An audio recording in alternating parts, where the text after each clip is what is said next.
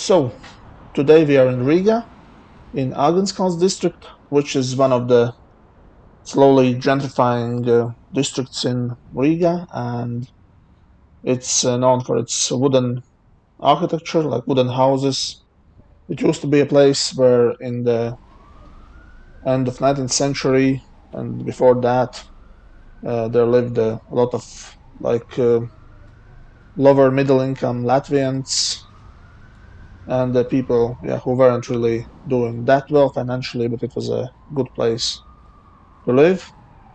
We know from historical records that not in this exact place, but somewhere close by in 1226 already, so at the beginning of the 13th century, there was Mara, or maybe at that time it was Maria Mill, since Riga was a German town. So there was this mill, and that's where we know that first time this area was inhabited at that time. But the name Āgenskalns, or at the time Hagensberg in German, it comes from the landowner, the judge Heinrich von Hagen, whose manor at the time was called Hagenshof, and therefore the area at the time, since it was the German-speaking place, though Riga was the German-speaking city, so it was called Hagensberg, like the Hagens Hill or something like that. But in Latvian, its literal translation now is Āgenskalns, so that's how we name it today. And this is a place where you can see a lot of old wooden architecture. Oh, perhaps not that old, because it's all just 19th century and even later examples. And here on the left side, there's a school built in Soviet times, so Bold and Bancroft would probably be interested in that, but of course now it's renovated. And here we can see an area where they plan to build a little store. This has caused some issues because, of course, they want to put there just a simple box, but people would like to see some better architecture there.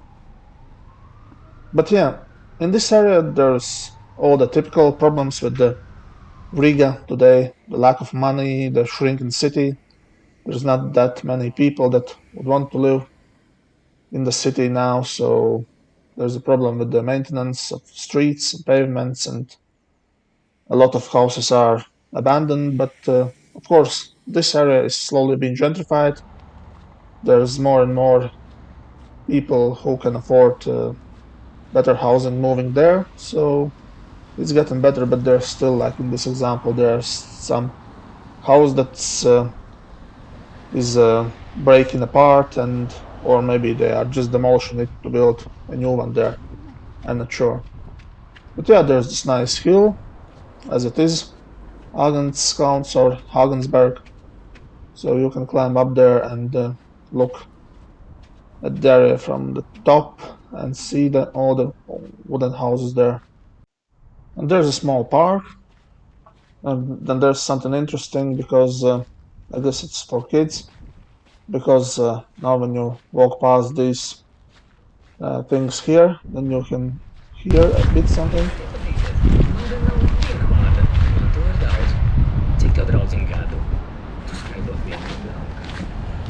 It was asking me how old I am, so probably it's some interactive stuff for kids. But yeah, and we move forward, and here's this beautiful wooden house and a very old, like 19th century or even older cobbled stone street.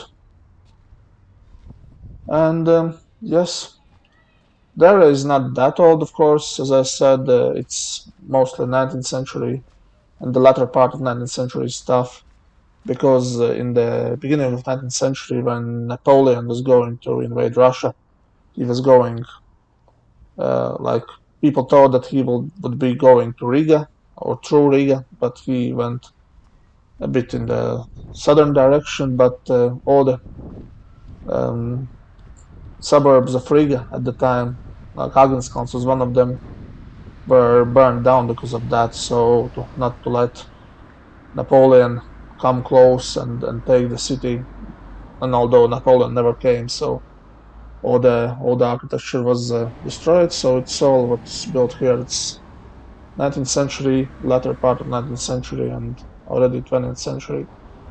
But there's still a lot of century-old wooden houses, so in that sense, it's really nice. But as I said, city lacks money to keep its infrastructure in good shape. So there are some places like this center of Āgenskalns, which is rather nice. There are some renovated houses and some houses which are um, built anew, like the new buildings, but in the old styles of the 19th century, or just wooden houses, and some which are in disrepair and not the greatest upkeep with when we talk about streets and pavements. For example, this house on the right side, that's all new, the bank, SEB building, and the wooden one, which houses like a small shopping mall, that's all new, just in the old style. But it looks good, and in this center area, it's decent and yeah, nice looking area.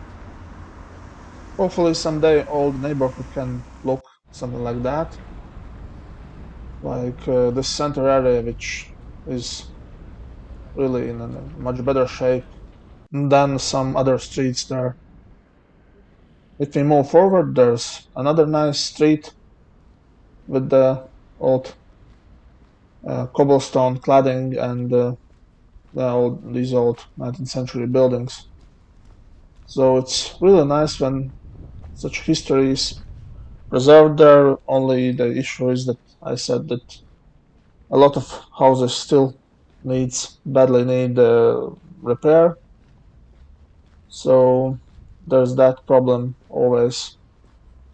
It's slowly changing. More houses are getting renovated and some new ones are getting built, but there's still an issue. And of course, there's a lot of history, like these old windows and all the general look of the street is very nice. It looks like really old with the old houses and this school building on the, as you can see here, which is also from the beginning of 20th century, I think. And now it houses a school, and it of course has been renovated, and everything is nice there. And yeah, in some areas it already looks rather good, but some areas need a lot of development, a lot of investment from the city and from private investors to get it up in the shape that it would really look beautiful. And here on the right side there is a communist period brutalist building. I guess it houses some city administration for the district. I think it was its main purpose. And maybe there's some other city administration functions housed there. Yeah, it also looks rather well, maybe not that fitting in this area, but it's still a nice building. Here we are moving away a bit from the historical part, and there's starts the Soviet architecture, but if we just move back and go towards the Āgenskalns center again, then there's still the wooden houses, and we are back on the historical path, so to say. That big brick building in the front, that's the Āgenskalns Market Hall. It was built in the beginning of the 20th century. It was the project by architect Reinhold Schmeling.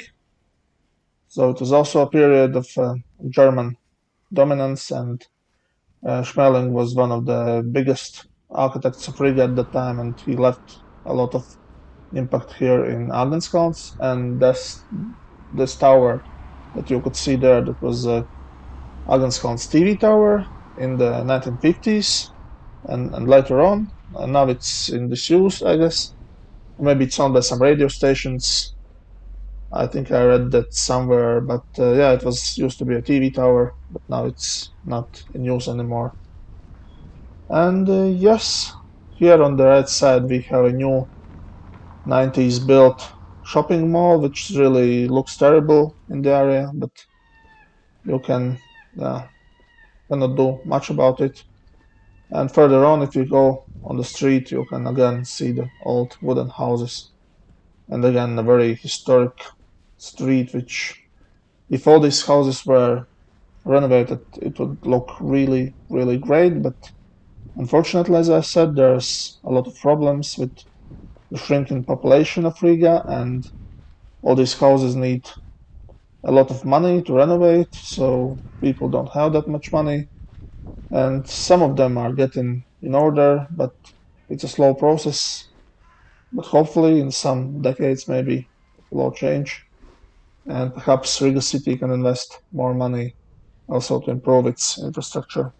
Then again, it's nice to like walk around these small streets, look at these wooden houses, and imagine how it would look if it all was renovated, or how it looked back in the end of 19th century. And also, the future might also make it so that many of them disappear and some new buildings are being built instead. So if you don't have money to renovate, although Riga City protects them, so there could be some demolishings and some fake facades being just built instead. So there's that too. So maybe we won't be able to save all of them, but I sure hope that we can do that.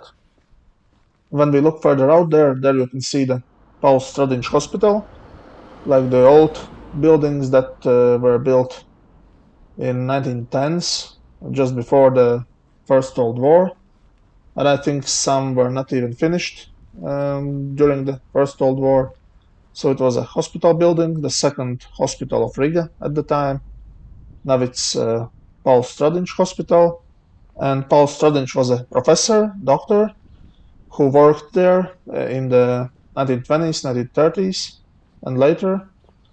So yeah, that's now it's named after him.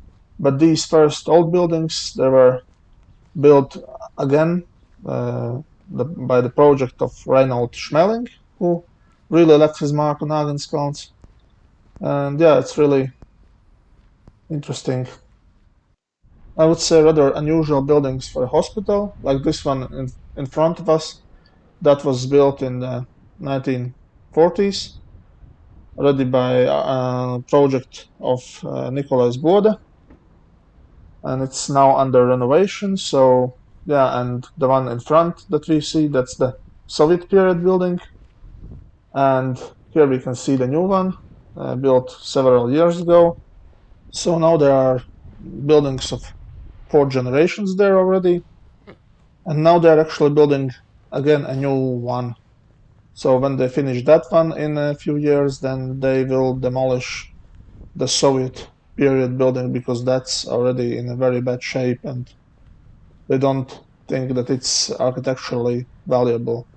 And hopefully they can also renovate these old buildings from the beginning of 20th century. When we leave the hospital complex area, here we again see these old wooden houses, and in one of them it was a place where Dr. Stradins lived, so he lived right next to this whole complex of hospital buildings. I think it's really, really good looking hospital town, so to say. So that's really something that we should really strive to preserve here in Riga. But yes, that's how Āgenskalns looks like. And this is again one other street which is filled with these wooden houses. Again, some of them look good, some of them need some renovation, but that's how it is. So thank you for watching.